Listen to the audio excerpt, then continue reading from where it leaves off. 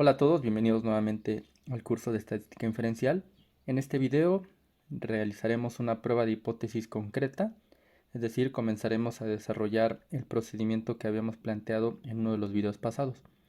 En particular, en esta ocasión identificaremos el número de muestras y si son dependientes o independientes. Vamos a comenzar desarrollando un ejercicio.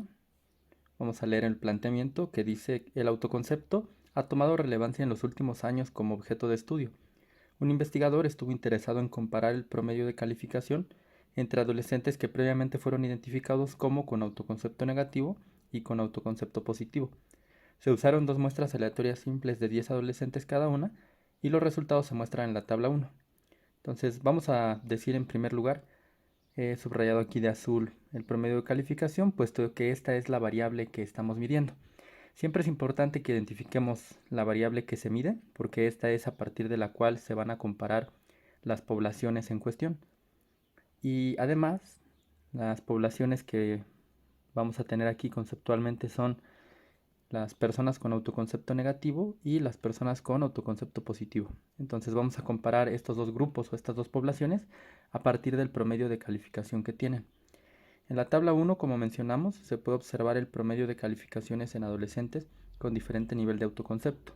Así vemos que en la primera columna de la tabla tenemos las puntuaciones de las personas con autoconcepto negativo, que serían sus promedios de calificación, y en la siguiente columna el promedio de las personas con un autoconcepto positivo. Debe de quedar ya bastante claro para este momento que se cuenta con dos muestras. Una es la que se va a extraer de la población de personas con autoconcepto negativo y la otra de la población de personas con autoconcepto positivo. Lo que restaría por aclarar es si se trata de muestras independientes o dependientes.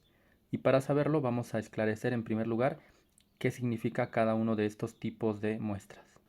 Vamos a definir en primer lugar una muestra independiente como aquella que se caracteriza porque es seleccionada de forma aleatoria, de manera que la selección de sus elementos no depende de otras muestras o criterios. Podríamos analogar esta definición con la que vimos en su momento acerca de los eventos independientes. Recordemos que un evento era independiente si la probabilidad de ocurrencia del mismo no modificaba o no era modificado por la probabilidad de ocurrencia de otro evento. Como ejemplo, vamos a pensar que se quiere saber si la frecuencia con que se presentan problemas podiátricos en personas con diabetes es diferente de la de personas sin diabetes. Entonces, tenemos dos poblaciones de personas, que son las que acabo de señalar de azul, y queremos compararlas en términos de una variable que es la frecuencia con que se presentan problemas podiátricos. Entonces vamos a llamarle PD a la población de personas con diabetes y PS a las de personas sin diabetes. Entonces es bastante evidente aquí para empezar que la intersección de estos dos conjuntos, de estas dos poblaciones, es vacía, debido a que no pueden existir personas que tengan diabetes y que no tengan diabetes al mismo tiempo. Entonces, cuando seleccionemos una muestra de este conjunto, claramente esa muestra no va a tener ninguna afectación en la muestra de este otro conjunto. Es bastante común que se afirme que las muestras independientes son muestras de elementos distintos, es decir, que los elementos que constituyen una de las muestras son distintos a los que constituyen la otra. Sin embargo, aunque es una buena aproximación, no es una definición del todo correcta, ya que como veremos más adelante en uno de los ejemplos de muestras dependientes, sí pueden haber casos en los que tengamos elementos diferentes en las muestras y sin embargo estas sean dependientes. Vamos a definir ahora muestras dependientes. Vamos a decir que una muestra es de este tipo cuando su selección condiciona o es condicionada por los elementos de otra muestra. De hecho, se le suele llamar también como muestras pareadas, y esto tiene que ver con el hecho de que precisamente tenemos pares o tercias, etcétera, de datos, como vamos a ver más adelante. Como ejemplo, vamos a poner uno de los más comunes.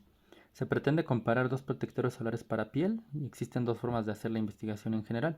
Una sería tomar una población de personas a las que se le aplique el protector solar A y otra población a la que se le aplique el protector B.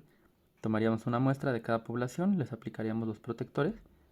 Sin embargo, es bastante claro que estas muestras serían independientes porque lo que pasa con una de las muestras no afecta en nada lo que ocurre con la otra. Sin embargo, es un mal procedimiento considerar muestras independientes porque existen varios factores que no podemos controlar en la investigación.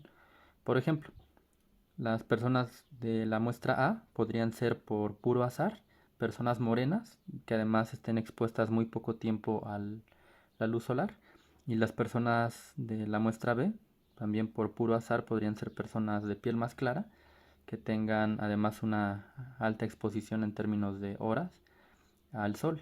Entonces sabemos que las pieles más oscuras son más resistentes a la luz solar y adicionalmente que si se pasa un menor tiempo en la luz, también la afectación derivada de la misma es menor.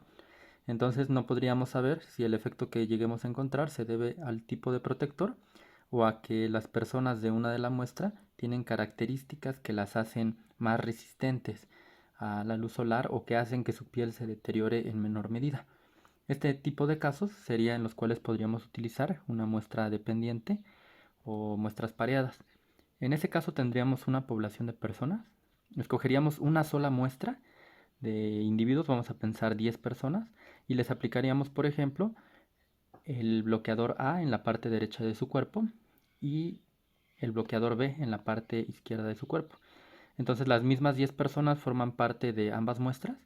La parte derecha de su cuerpo que estamos midiendo sería la muestra A, la parte izquierda del cuerpo sería la muestra B. Entonces son muestras pareadas porque podemos tener parejas de datos. El individuo A de esta muestra es el mismo individuo A de esta segunda muestra. Entonces estos datos están vinculados en el sentido de que la persona que estamos estudiando es la misma y ocurre lo mismo con el resto de personas. Entonces por eso se dice que tenemos pares de datos, porque estas muestras quedan vinculadas en este caso porque a la misma persona le estamos haciendo dos mediciones distintas en el mismo momento, pero al final son dos mediciones diferentes. Como segundo ejemplo, pensemos que se busca probar si hay diferencias en el nivel de tristeza antes y después de un tratamiento. Este también es un caso muy común, se suele definir de hecho en muchas ocasiones para facilitar la comprensión a las muestras dependientes o pareadas como un conjunto de personas o de elementos a los cuales se les hacen múltiples mediciones en distintos momentos. Entonces, por ejemplo, a esas personas se les hace una medición ahorita, esa sería la muestra 1, después se les hace otra medición, sería la muestra 2 y así sucesivamente la cantidad de mediciones que se quieran llevar a cabo. Entonces un ejemplo bastante ilustrativo sería este. Pensemos que queremos comparar la muestra, que en este caso sería a partir de la variable nivel de tristeza, y las muestras serían las mediciones que se hacen antes del tratamiento, sería nuestra muestra A, y la medición después del tratamiento sería otra muestra. Tenemos dos muestras, vienen de la misma población de elementos, y se distinguen simplemente en la temporalidad en la que se lleva a cabo la medición. Como tercer ejemplo vamos a poner uno en el que precisamente se ilustra lo que comentaba hace rato, acerca de que pueden haber elementos distintos en ambas muestras y aún así ser dependientes. Pensemos que se quiere evaluar si hay diferencias en el nivel de desempeño en una materia de metodología a partir de la implementación de los modelos de enseñanza A y B. Entonces queremos medir la variable nivel de desempeño en una materia de metodología y queremos comparar personas que han recibido el modelo de enseñanza A contra personas que han recibido el modelo B. Claramente tenemos dos muestras y entonces, ¿por qué serían pareadas o dependientes? Vamos a leer el resto para saberlo. Se sabe que el grado de conocimiento de inglés de los alumnos tiene un efecto, ya que a mayor conocimiento de inglés, mejor desempeño en metodología. Supongamos que en esa clase se leen muchos papers o artículos en inglés y entonces las personas que tienen un mejor dominio del idioma pueden tener un mejor desempeño también en la asignatura. Entonces esa es una variable que si nosotros no la controlamos, bueno, no vamos a poder saber si el resultado que encontremos en el desempeño en la materia se debe al modelo o al tipo de modelo que estemos usando, o en realidad se debe a esta variable que no controlamos, que es que algunas personas saben más inglés que otras. Entonces a veces sucede esto, uno sabe que hay alguna otra variable que no está propiamente evaluando su estudio y que sin embargo tiene un efecto y puede modificar los resultados que se encuentren. Cuando eso ocurre, hay muchos controles metodológicos que se pueden llevar a cabo. Uno de ellos es el conocido como emparejamiento. El emparejamiento es una técnica que consiste básicamente en lo siguiente. Vamos a suponer que tenemos entonces una muestra de personas A, que son las sometidas al modelo de enseñanza A, y una muestra B, y una muestra B de las personas que fueron sometidas al modelo de enseñanza B. Entonces, si yo hago un muestreo aleatorio, podría suceder dentro de una cierta posibilidad que curiosamente todas las personas que yo escoja en una muestra, digamos en la muestra A, sean personas que saben inglés. Entonces, seguramente esas personas tendrían un mejor desempeño en la materia y yo erróneamente podría concluir que ese buen desempeño se debe al modelo de enseñanza cuando en realidad se está debiendo a su conocimiento de inglés. Y además, concurrentemente podría pasar que en la muestra B entren por puro azar, existe una probabilidad de que eso ocurra, personas que tienen un mal o un poco conocimiento del idioma inglés. ¿Cómo se controla eso entonces con esta técnica? Se hace de la siguiente forma, vamos a numerar a los elementos de las muestras A subíndice 1 hasta el 10 y B subíndice 1 hasta el 10. Entonces voy a ilustrar con esta tabla lo que haríamos. Tendríamos a las personas de cada muestra, les podríamos hacer una evaluación de inglés, por ejemplo una prueba que nos dé como máximo una puntuación de 100, y entonces podríamos categorizar a las personas en función de su dominio del idioma. Así, por ejemplo, tendríamos que establecer que deberíamos de tener por cada persona en la muestra A que haya sacado una puntuación alta, pensemos por ejemplo entre 97 y 100 puntos, debería de haber también una persona en la población, en la muestra B, que tenga una puntuación similar.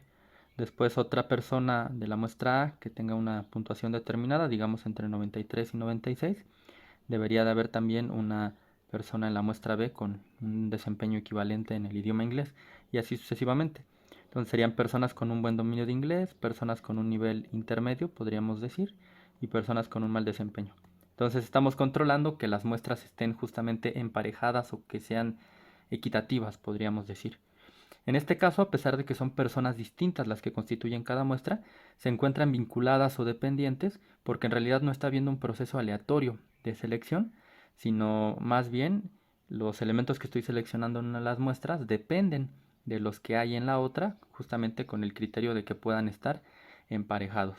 Entonces, eso produce que yo pueda tener mayor certeza de que mi modelo es el que está afectando el desempeño en la materia de metodología.